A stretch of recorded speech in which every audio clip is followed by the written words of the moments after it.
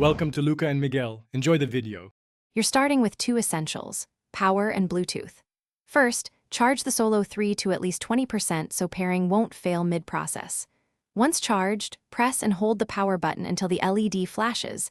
This forces pairing mode. Now, on your phone or laptop, open Bluetooth settings and look for Beats Solo 3, tap it to connect. If you use an iPhone with iCloud, the W1 chip often shows the headset automatically. Still confirm the device name and accept the pairing request to complete the first step. Once paired to one device, you can connect to others differently depending on their OS.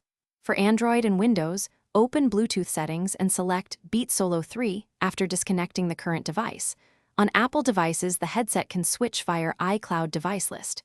If Bluetooth is unreliable, plug the included 3.5 mm audio cable into the headphone jack for immediate wired audio. This bypasses wireless pairing and saves battery. Finally, check the Beats or iOS settings for a firmware update. After pairing, confirm the connection by playing audio and testing the mic and buttons. Make sure volume moves on both device and headset.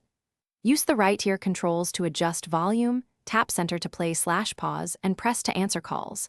These actions confirm a healthy link.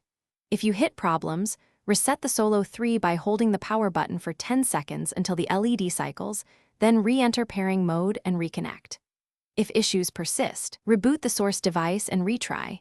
Most problems resolve with a reset and fresh pairing. Thanks for watching and please subscribe. It's the best investment you'll ever make.